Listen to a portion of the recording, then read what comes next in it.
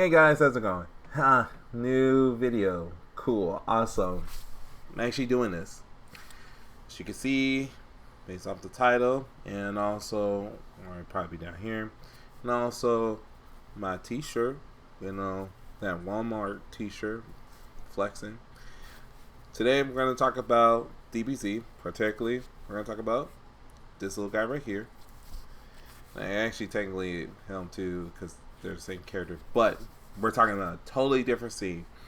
And we're going to talk about, in the Cell Saga, my defense on the whole Super Saiyan 2 moment. Now, reason why I want to discuss this is because for years, this is considered one of the greatest moments of all time of Dragon Ball Z. And I mean, can't really blame people. You can't really blame it. You got Super Saiyan 2. You got Gohan going Super Saiyan 2. You have a tragedy of a character, spoilers, of Android 16 dying by Cell. Most ruthless dude, one of the most ruthless dude. Not as ruthless as Frieza, but he's still ruthless nonetheless. Sorry, it's late. Also, I had tried to record this, and I actually recorded like a good minute of it, but I found out I cannot minimize because I kept looking at the little me on the screen like I'm doing right now. So I am learning over time. Please bear with me. Also, as I said, do bear with me and like and subscribe and hopefully and comment, and we'll see how far I could go with this. Excuse me. So that being said, I want to talk about this scene. I want to go into essentially, like I said, just say what works about it and why does it work. I want to make a disclaimer that this is not any means of discrediting Kira Toriyama. I understand that he had to work on a weekly basis, and also there was a lot going on with this. I mean, he had to deal with the fact that during this arc, after Frieza, he was stressed out with trying to come up with better villains, and then he came up with Cell. So there's a lot of pressure on the guy. And, I mean, there wasn't really... I mean, I'll go... yeah, I'll go into like some criticism. I also want to say that one of the things I want to do possibly towards the end of this, and I'm going to make this as short as possible because I do not want to make this very long like I did the last one. But essentially, I want to talk about an alternative, my alternative for the scene. And this isn't to say, okay, well, hey Toriyama, why don't you make a different scene or whatever. No, it's an idea, a story structure idea that I feel like, let's just say somebody out there is influenced by DBZ, like many people, and I don't know, maybe somebody might look at this and go, you know what, I always wanted that scene to be better. How can I make it better? So here's a thought that you can have, and so many people have given thoughts on this, so I'm not original when it comes to this. And I'm not saying I'm the one person to take from this, but it's just something, consider it a freebie, if you will. But do credit me if you do use this in your story. So anyways, that being said, let's go into context about this scene. So, Cell has been evolving, and essentially he runs a tournament. Goku fights. And it's like, all right, cool. We're like, we in this. We're like, yo, Goku, you're gonna do this. You're gonna get him. Let's go. And then out of the blue, he just goes, you know what, bro? I could do this, but I don't think I could because I got my son. And everybody was like, what? And so he just was like, hey, Gohan, take care of this. I believe in you. And then it's like, all right, cool. But then he throws Cell a senzu bean, and he's like, fight fair, bro. You got this. And so everyone's like, feel like you're gonna kill your son, but that's okay. Except for Piccolo. This guy right here, he was like, nah, I'm not feeling that, man. Best non-dad dad ever. Just saying. I love me some Piccolo, man. But anywho, so when it came down to it, Gohan and Cell are fighting and such, and the whole entire time, Cell's like, why does your dad feel like you're powerful? And Gohan tells him pretty much, well, hey, it's because I get really mad, and when I get mad, I hurt people, and that's not cool. And Cell's like, bro, I'm about to destroy the world. You better get mad. And Gohan's like, no. So then at some point, like, Cell's like, all right, I'm going to attack everybody with, like, my little mini-me's. So he sends out mini-cells, or Cell Juniors, and attacks the Z-Fighters. And then Android 16, he gets blown up halfway through. I think Cell... It's been a minute. Please bear with me, please. But anyways, Cell blows him up, but then 16 talks to Hercule like, yo man, throw me over there on the field over where Gohan is. So Hercule does. Good on you, Hercule. And 16 rolls up on Gohan and it's like, yo, Gohan, you need to do this, man. You need to get mad, bro, because the world's gonna get destroyed and all the peaceful things, including birds, man, because that's what I love. I love me some birds. And then I have no idea why I'm talking why I'm talking like that, but I'm just feeling it, So I kind of like this. Let me know if you like this, if you're feeling this. But anyways, so Cell comes up and is like, you know what? This is whack. So he steps on 16. And then you see Gohan, he gets upset. And then it's just like, whoo, super mad. And he turns into a Super Saiyan 2. Alright. So, that being said, the reason why people get upset with this is because they're like, one, and I point out, like, these are legit reasons to look at this and criticize the scene. One, Gohan never truly interacted with 16 before. Like, at all. Like, didn't really interact with him, never had legit conversation, never sat with him and such. Two, there was no reason for Gohan to it took this moment for him to flip out. Because you would think that him seeing 116 getting, blown up and such beforehand, and then also, or all his friends being attacked, that would be the thing. If it's shaking because I kicked the table, my bad.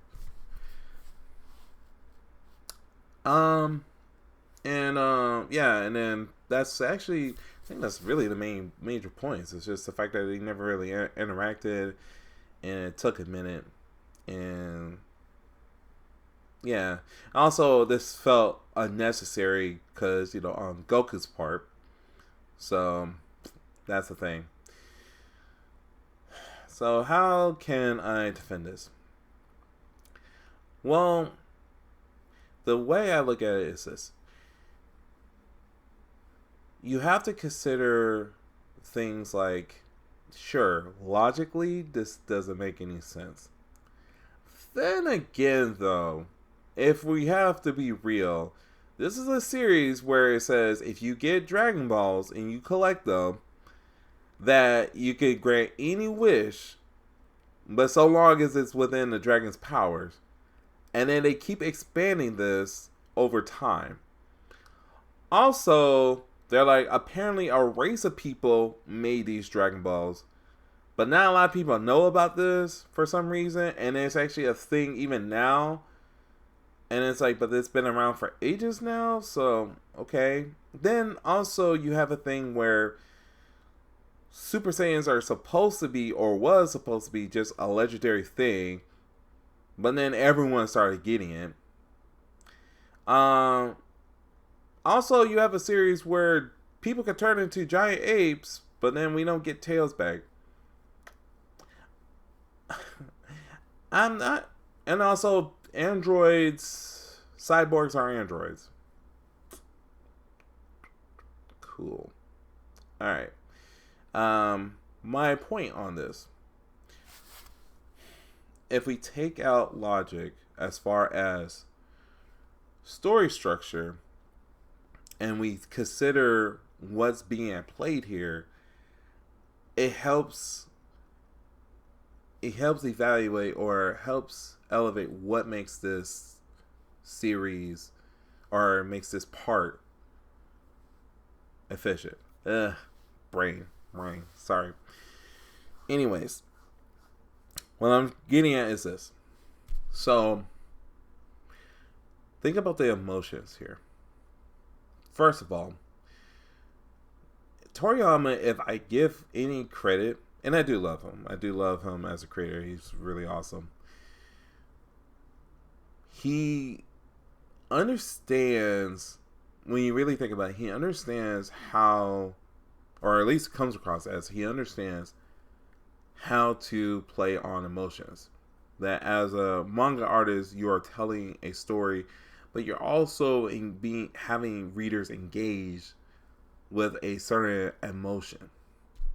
I think, for instance, the reason why Frieza works so much, the Frieza arc in general works so much, is because of the fact that when you watch it, there's a lot of deception going on. There's a lot of cat and mouse. There's a lot of intensity. There's a lot of tension there. There's a lot of mystery. But there's also, again, a lot of tension. There's intensity. It gets brutal at times. It gets very rough. And when you see... Now, granted, let's look at that scene of Goku becoming Super Saiyan. Goku trained very hard. And, of course, Krillin wound up dead. And he became Super Saiyan. We get this... But let's think about logic for a moment. Logically, Goku should have been Super Saiyan ages ago. He has seen many friends die. He has seen many tragedies. He has trained very much when he was young, and he's a Saiyan. Also, Vegeta, in a sense, should have been Super Saiyan, particularly even during that Frieza fight. So... But people are okay with that. But they're okay with that because they say, okay, well, it's because Krillin died, and therefore, that's the way it should be. It's fine. But it's like, should it? Because again, Goku should have been Super Saiyan early on. I say this. Probably Toriyama didn't really think about the Super Saiyan idea at the time before Frieza, and then when Frieza came up, hey, here's this great mystery, Super Saiyan.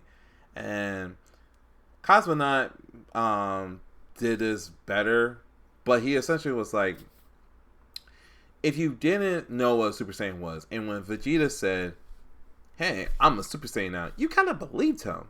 Like, you're like, oh, he's a Super Saiyan. But then you see, oh, he's not. Is really Goku who became a Super Saiyan. And now you know what a Super Saiyan is. At this point, we had no idea, when it came to Gohan, we had no idea that there could be anything beyond a Super Saiyan. So, it plays on a whole mystery because Goku sets up, or Toriyama sets up through Goku that, hey, Gohan is actually more powerful than him. And you gotta remember, Goku at the time is considered the strongest of everyone. So why put so much on Gohan? It's because we've seen throughout DBZ that Gohan has had potential and actually have had at times of being stronger than everyone on the playing field. But it was always a burst. It was never something that lasted a while. And so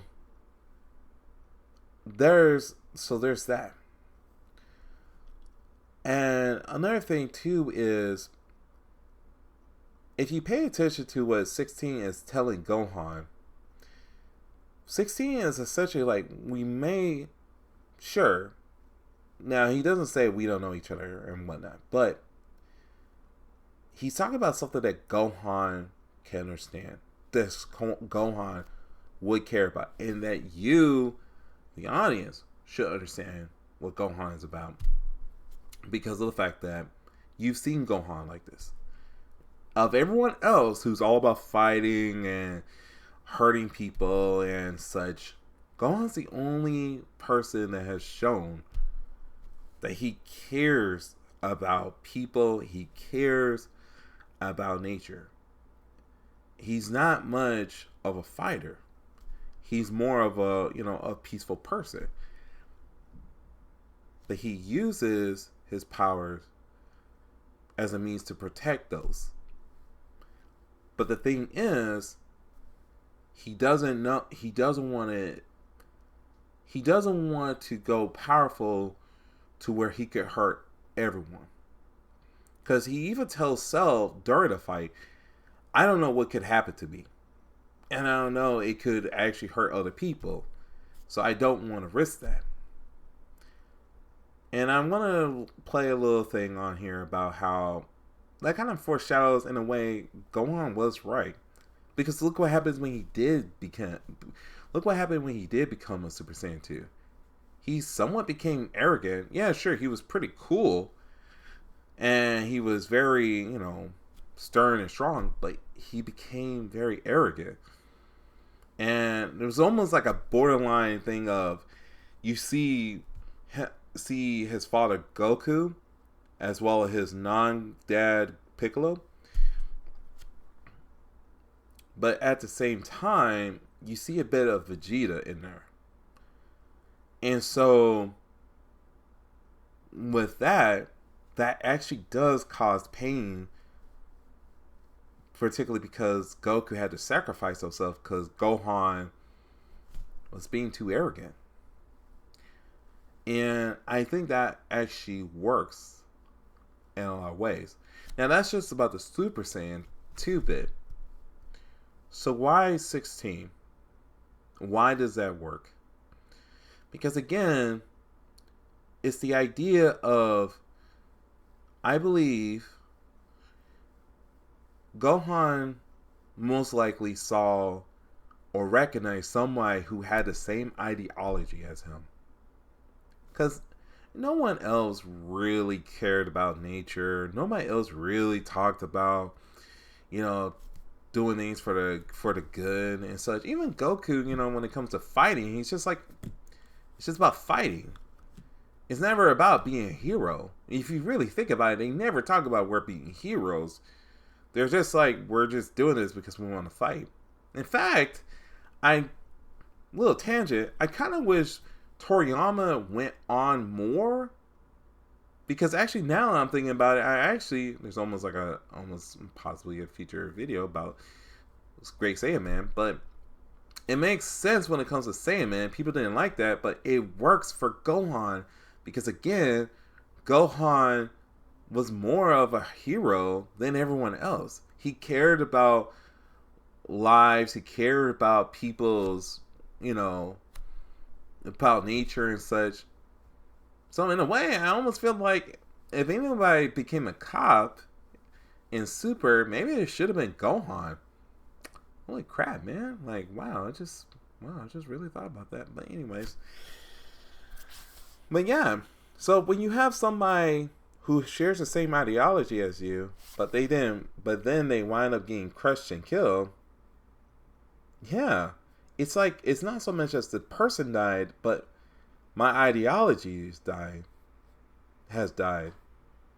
And so now I want to attack that. For Goku, when he transformed, it was more of, you're killing my friend. You're killing those whom I really care about. And you're being ruthless.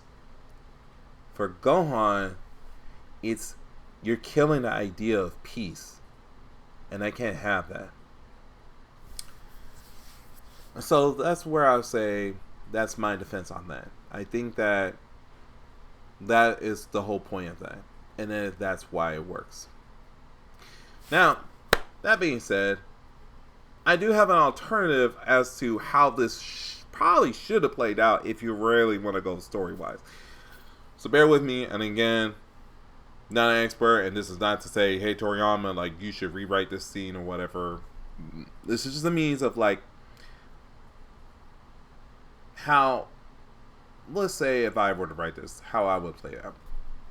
And let's keep the parameters of everything has to be the same.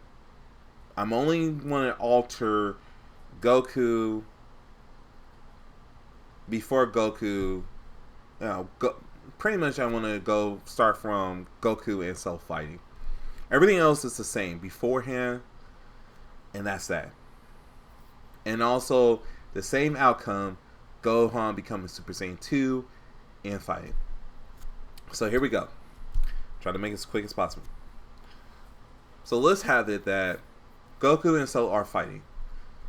And sure, Goku is winning, or it's about equal. But at some point, Goku is, getting the upper hand. So it's like, yeah, like hype. Everyone's hyped. Everybody's got this. Vegeta's over here, hating and such because he feels like he should have got it. But, that's typical Vegeta. At some point, you see that, and granted, remember earlier that Goku had that heart disease thing. Perhaps that comes into effect a little bit. Oh no, he wasn't totally cured.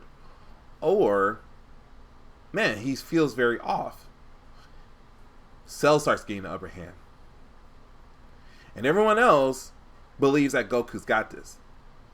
But Gohan is starting to lose doubt. But he tries to hold on. But as this fight goes on, Goku gets worse, he gets beaten, but he keeps on fighting. Krillin maybe even at some point offers him a sensibility, and he tells him, no, I want a fair fight. And as the fight keeps going, Goku surely starts getting beaten. And he goes down. And during this, mind you, Piccolo, our homeboy, looks over at Gohan, and he notices. He notices something. He feels something within him. And he tells Gohan, calm down. And maybe in the thought of his mind, he's like, this is almost like when he was turning into a great ape. Like, you know what? It's even worse because it's far beyond anything. And maybe at one point, Cell tries to ask, what power am I sensing? And Goku knows, but he's not going to say. But he keeps on fighting. And then at one point, Cell pretty much beats down Goku. And he's like, I'm not going to let him go until the person I felt that steps forward. So he keeps punching Goku. But Gohan doesn't know that he felt that he was that. And so, at one point, Cell puts a finger up to Goku like a gun, starts having energy attack ready, and he counts down. And then that's when Gohan bursts, goes in for an attack. They fight a little bit, and then at some point, Goku, last final attempt, tries to save his son. But it's almost like the same thing that happened with Piccolo. He goes down for the count. And then that's when Gohan becomes Super Saiyan 2. I don't know. That's just a thought. I think that would be kind of cool. But, again, maybe somebody out there might have a different type of story. Might have something in mind. Or I might do that myself. But anyways. I'm glad that I said this. I'm glad I got this all out. All right. That being said, hope you guys enjoyed this. Let me know if you did. Um, yeah, I hope to keep doing this more often. In any case, you guys have a blessed one and take care.